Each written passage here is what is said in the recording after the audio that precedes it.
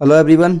आज हम क्लास 12 के चैप्टर 4 डिटर्मिनेंट्स में एडजॉइंट और इन्वर्स ऑफ अ मैट्रिक्स के बारे में पढ़ेंगे। तो पहले देखते हैं एडजॉइंट क्या होता है। सपोज करते हैं ए कोई मैट्रिक्स है 3 ऑर्डर की स्क्वायर मैट्रिक्स जिसके एलिमेंट्स हैं A11, A12, A13, A21, A22, A23, A31, A32, A33। तो इसकी कोफैक्टर मैट्रिक्स बनाएं अगर हम, तो मतलब इसका कोफैक्टर क्या होगा, कैपिटल A11, इसका होगा कैपिटल A12, तो उनकी मैट्रिक्स बना देते हैं हम। कोफैक्टर मैट्रिक्स ए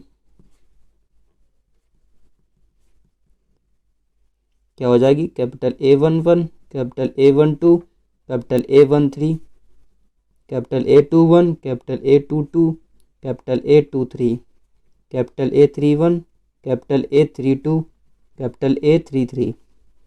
ये क्या हो गई, कोफैक्टर मैट्रिक्स हो गई। अब एडजॉइंट को हम डिनोट करते हैं ADJ से, और हम मैट्रिक्स ए का एडजॉइंट निकालना है तो ADJ A। ये क्या हो गया, एडजॉइंट ऑफ मैट्रिक्स ए। ये बराबर होता है ट्रांसपोज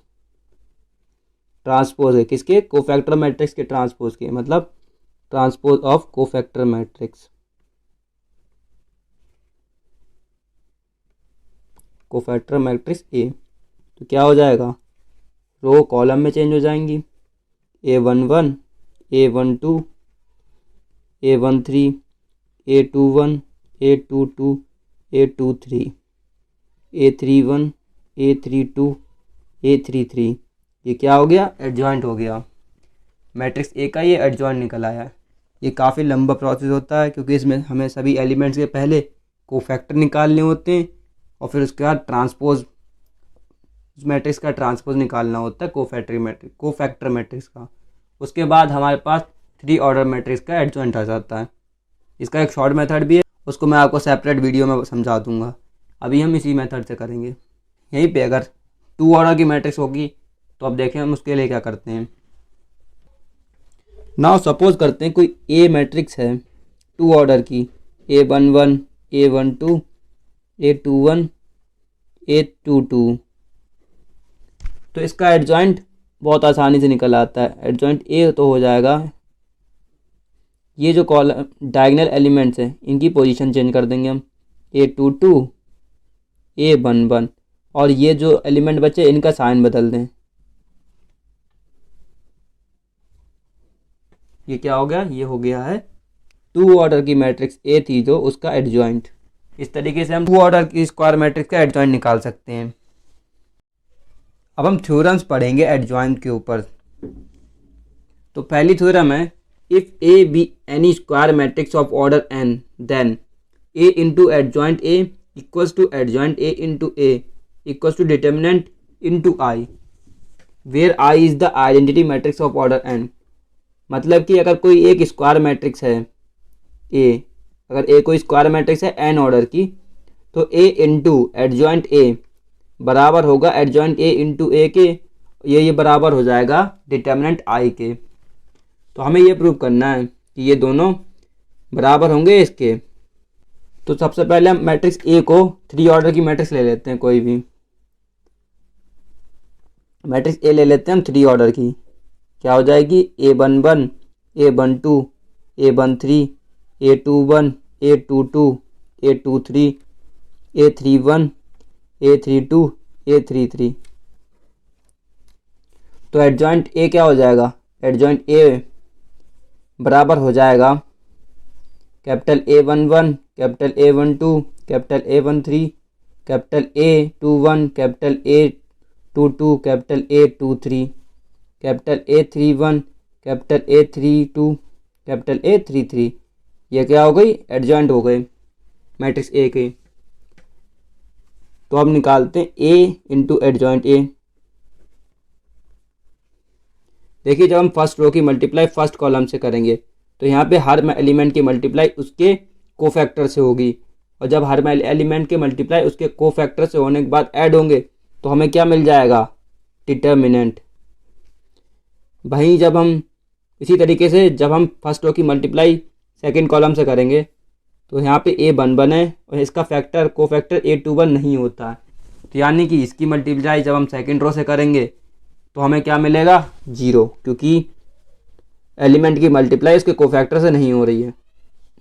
उसी के बाद फर्स्ट रो की मल्टीप्लाई थर्ड कॉलम से करेंगे तब भी हमें मिलेगा 0। नाउ सेकेंड रो की मल्टीप्लाई करते हैं। सेकेंड रो की मल्टीप्लाई जब फर्स्ट कॉलम से करेंगे यहाँ पे भी एलिमेंट्स के मल्टीप्लाई उसके कोफैक्टर्स नहीं है, तो यानी कि 0 हो गया। Now second row second column multiply किससे हो रही है, एलिमेंट और उसके कोफैक्टर्स हैं, तो ये क्या हो जाएगा डिटर्मिनेंट की वैल्यू हो जाएगी, क्योंकि A21 की मल्टीप्लाई कैपिटल A21 से, A22 की मल्टीप्लाई कैपिटल A22 से और फिर A23 की मल्टीप्लाई कैपिटल A23 से। इन तीनों को ऐड करेंगे तो हमारे पास क्या आ जाएगा डिटर्मिनेंट। उसी तरीके से जब रो 2 की मल्टीप्लाई कॉलम 3 से करेंगे तो ये भी क्या हो जाएगा 0, क्योंकि यहाँ पे एलिमेंट की मल्टीप्लाई उनके को फैक्टर से नहीं हो रही है। नाउ थर्ड रो की मल्टीप्लाई जब फर्स्ट कॉलम से करेंगे तो 0 हो जाएगा, क्योंकि एलिमेंट और कोफैक्टर से एलिमेंट का ये कोफैक्टर नहीं है। उसी तरीके से यहाँ पे भी 0 हो जाएगा। नाउ थर्ड रो और थर्ड कॉलम की मल्टीप्लाई करेंगे तो एलिमेंट की मल्टीप्लाई उनके कोफैक्टर से हो रही है और फिर ऐड करेंगे तो उनको, तो क्या आ जाएगा हमारे पास डिटर्मिनेंट। नाउ इसमें से हम डिटर्मिनेंट A को कॉमन ले लेते हैं तो हमारे पास क्या बचेगा अंदर बचेगा 1 0 0 0 1 0 0 0 1। नाउ डिटर्मिनेंट A इसको हम क्या कहते हैं आई मैट्रिक्स, यानी कि A एडजॉइंट A बराबर हो गया डिटर्मिनेंट I के, और यही हमें क्या करना था हमें यही हमें प्रूव करना था। Similarly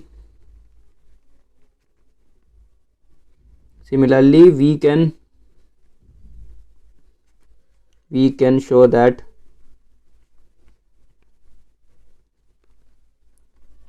adjoint A into A is equals to determinant A I।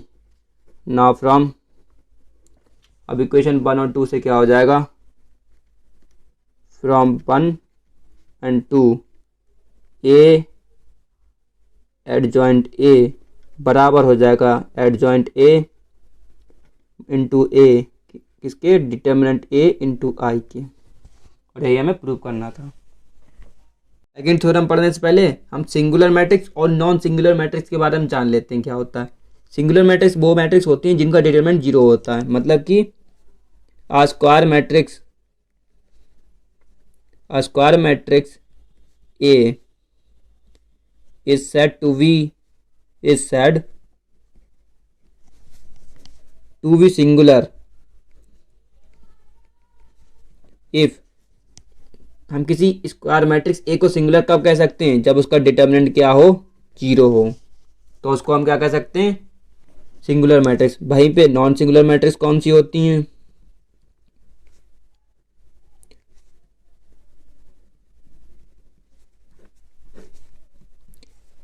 Non singular matrix वह मैट्रिक्स होती हैं जिनका डिटर्मिनेंट 0 ना हो, उन मैट्रिक्स को हम क्या कहते हैं non singular matrix. Theorem number 2 है, if A and B are non singular square matrices and AB equals to BA equals to I, यानी कि A और B non singular square matrix हैं, मतलब इनका डिटर्मिनेंट 0 के बराबर नहीं है, देन AB बराबर होगा BA के इक्वल्स टू I होगा, जिसका मतलब है A क्या होगा इनवर्स होगा B का, A is inverse of B और B is inverse of A, यानी कि अगर ए बी बराबर है बी ए के और ये बराबर आइडेंटिटी मैट्रिक्स के हैं तो ए बी का इनवर्स होगा और बी ए का इनवर्स होगा। थ्योरम नंबर 3 है, the determinant of the product of matrices is equal to the product of their respective determinant, that is determinant of A B is equal to determinant of A into determinant of B where A and B are square matrix of same order. यानी कि इस theorem का मतलब है दो matrix को multiply करें और उसका डिटर्मिनेंट निकालें, वो बराबर होगा दोनों मैट्रिक्स के सेपरेट डिटर्मिनेंट निकालने के बाद उनकी मल्टीप्लाई करें उसके। कब बराबर होगा, ए और बी क्या होनी चाहिए, स्क्वायर मैट्रिक्स होनी चाहिए सेम ऑर्डर की। अगर इन दोनों मैट्रिक्स का ऑर्डर सेम है तभी ये पॉसिबल है, अगर ऑर्डर सेम नहीं है तो ये पॉसिबल नहीं है। देखिए ये तो है थ्योरम, इस थ्योरम से एक फॉर्मूला निकल के आता है, उसे ड्राइव करते हैं अब हम। हमें पता है we know that adjoint A की मल्टीप्लाई जब मैट्रिक्स ए से करते हैं वो किसके बराबर हो जाती है, वो हो जाएगी मॉड ए आई के बराबर। किसके बराबर हो जाएगी, मॉड ए आई के। तो अगर हम दोनों तरफ डिटर्मिनेंट ले लें, adjoint A into matrix A का डिटर्मिनेंट ले लें तो ये हो जाएगा मल्टीप्लाई आइडेंटिटी मैट्रिक्स जो होती है 1 0 0 0 1 0 0 0 1, इसका डिटर्मिनेंट हो जाएगा ये। देखिए इसको कैसे सॉल्व करेंगे, इसकी मल्टीप्लाई अंदर कर देंगे और ये मैट्रिक्स डिटर्मिनेंट में चेंज हो जाएगी, वो हो जाएगी डिटर्मिनेंट ए 0 0 0 डिटर्मिनेंट ए 0 0 0 डिटर्मिनेंट ए। ना जब हम डिटर्मिनेंट्स में कोई चीज़ कॉमन लेते हैं तो रो से लेते हैं या फिर कॉलम से लेते हैं, तो तीनों रो से हम डिटर्मिनेंट कॉमन ले लेते हैं। यहाँ पे हमने माना है कि ये जो मैट्रिक्स ए है वो 3 ऑर्डर की है, तभी हमने आइडेंटिटी मैट्रिक्स को 3 ऑर्डर का लिया है। ठीक है, अगर यहाँ पे हम 2 ऑर्डर की मैट्रिक्स मानते ए तो आइडेंटिटी मैट्रिक्स भी 2 ऑर्डर की लेते हैं।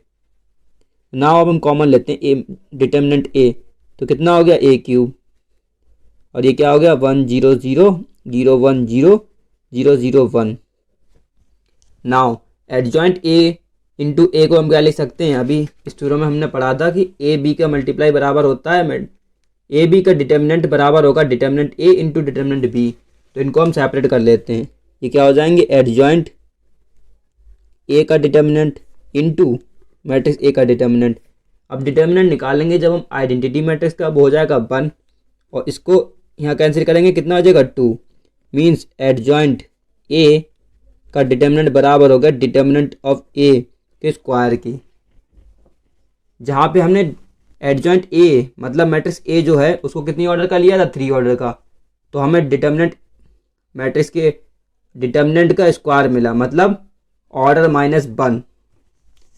यानी कि हम कह सकते हैं इन जनरल, अगर इसको जनरल फॉर्म में लिखें,